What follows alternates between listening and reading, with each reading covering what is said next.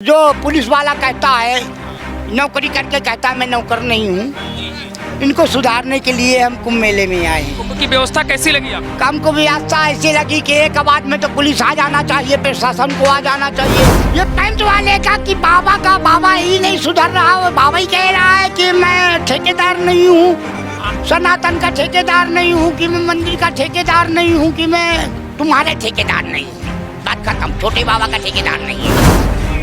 तो ये क्यों चकमा देते घूम रहे हैं? इनसे ये बाबा लोगों से खाली यही पूछना है कि तो बाबा क्यों बना? अगर धर्म की रक्षा नहीं करेगा तो गौ की रक्षा नहीं करेगा। चलिए, महाराज जी के स्थान पर हम हैं और आपको बता दूं कि गलती से महाराज जी के यहाँ पर बैठ गए थे, तो हम क्षमा मांगते हैं। और हमारे साथ महाराज जी हैं, इनसे पूछेंगे कि सबसे पहले महाराज जी आपका शुभ नाम क्या है? श्री दिगंबर रमेश गिरी किड़िक बम। महाराज जी ये बताइए कि आप जो है नागा बाबा हैं, तो ये कह रहे हैं कि ये बनने के लिए कौन सी तपस्या करनी पड़ती है? सबसे पहले तो सत्य की तपस्या करनी पड़ती है जी। वो सत्य सीख जाएगा तो बन जाएगा जी। सत्य होना चाहिए जी। इन लोगों में जो ये कपड़ा पहने घूम रहे हैं ना, ये बड़े बड़े मोटे मोटे अंदर हैं, इन्हीं के अंदर सत्य नहीं है जी। ये कह रहा था जी। ये सत्यगिरी जी।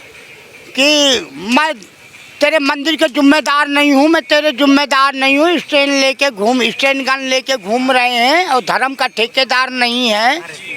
तो ये क्यों चकमा देते घूम रहे हैं? इनसे ये बाबा लोगों से खाली यही पूछना है कि तो बाबा क्यों बना? अगर धर्म की रक्षा नहीं करेगा तो गौ की रक्षा नहीं करेगा। तो ये अगर धर्म के ठेकेदार नहीं तो भगवा क्यों पहना? ये दाढ़ी क्यों रखाया? ये बाबा क्यों बना? अगर ये धर्म का ठेकेदार नहीं है तो ये स्टैंड गन लेके बाबा बन के क्यों घूम रहा है? ये पब्लिक को चोदू बना रहा है, गवर्नमेंट को या अपने को? अच्छा महाराज जी ये बताइए कि कितनी उम्र में आप जो है इस रूप में आप आ गए थे? 10-15 साल के 15 साल के 15 साल की उम्र में। अच्छा महाराज जी, और कौन सी सबसे कठिन तपस्या क्या है? ये कठिन तपस्या यही है, नंगे होके बैठना, नंगे हरदम रहना, रात हो या दिन हो। सबसे कड़ी तपस्या यही है, ठंड हो या गर्मी हो। महाराज जी आपका आगमन कहाँ से हुआ है? हमारा जूनागढ़ गिरनार से। गिरनार से? हाँ जी। अच्छा, कुंभ किस लिए आप आए हैं? ये कुंभ इसलिए आए हैं कि ये सुधर जाएं, इनका काम बिगड़ा हुआ बन जाए। किसका काम?